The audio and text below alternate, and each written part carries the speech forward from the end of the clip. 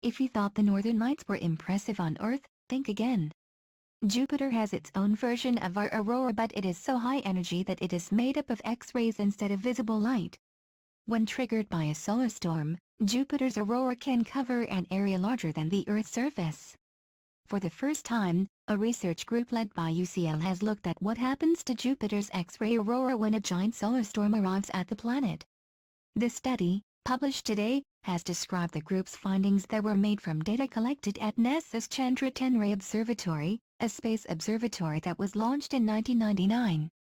The researchers discovered that solar storms trigger Jupiter's intense northern lights by generating a new X-ray aurora that is 8 times brighter than normal. They are hundreds of times more energetic and much bigger than Earth's. Lead author and PhD student at UCL Mullard Space Science Laboratory, William Dunn. Earth's surface would comfortably fit inside Jupiter's aurora. Whereas the chemistry in Earth's atmosphere is controlled largely by the Sun, Jupiter's aurora are so bright and powerful that it is them that control the chemistry in Jupiter's atmosphere, much more than the Sun does. So if you looked up from Jupiter into the sky, you would see the aurora stretch across the sky as far as the eye could see, and it would be much brighter than the Sun, even during the day. If your eyes could see the X-rays, you would also see it pulsing, going very bright and then very dim every 45 minutes, or, if a solar storm was occurring, every 26 minutes. It's also quite warm because it gives off lots of infrared radiation. There is a constant power struggle between the solar wind and Jupiter's magnetosphere, said Mr. Dunn. We want to understand this interaction and what effect it has on the planet. By studying how the aurora changes, we can discover more about the region of space controlled by Jupiter's magnetic field, and therefore how this is influenced by the Sun. Understanding this relationship is important for the countless magnetic objects across the galaxy, including exoplanets, brown dwarfs and neutron stars. The Sun constantly ejects streams of particles into space in the solar wind. When giant storms erupt, the winds become much stronger and compress Jupiter's magnetosphere, shifting its boundary with the solar wind 1.2 million miles, 2 million km, through space. The study found this interaction at the boundary triggers the high-energy X-rays in Jupiter's northern lights, which cover an area bigger than the surface of the Earth. The impact of solar storms on Jupiter's aurora was tracked by monitoring the X-rays emitted during 2 11-hour observations in October 2011, when an interplanetary coronal mass ejection was predicted to reach the planet from the Sun. Interplanetary CMEs are massive bursts of gas and magnetic field that arises from the solar corona and is released into the solar wind.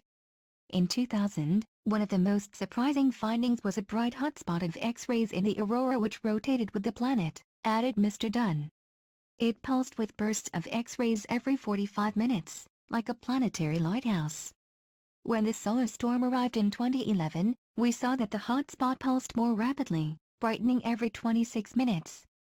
We're not sure what causes this increase in speed, but, because it quickens during the storm, we think the pulsations are also connected to the solar wind, as well as the bright new aurora.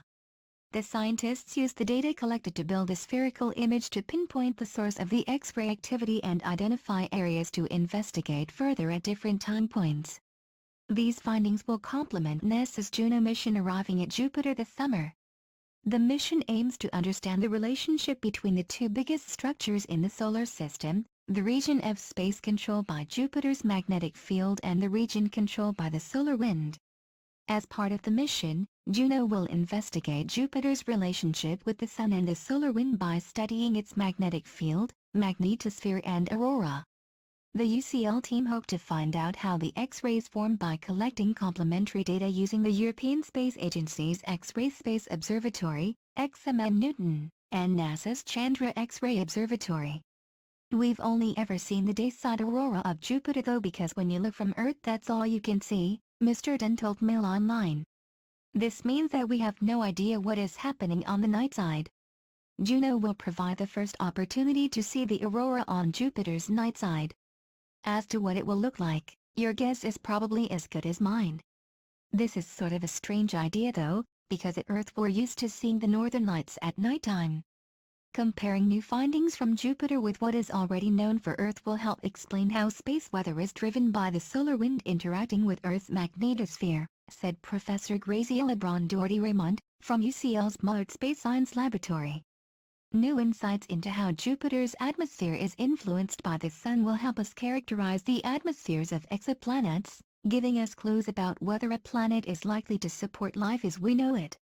Another study out today, led by Tomoki Kimura from the Japan Aerospace Exploration Agency and co-authored by the UCL researchers, reports that the X-ray aurora responds to quieter gusts of solar wind, deepening this connection between Jupiter and the solar wind.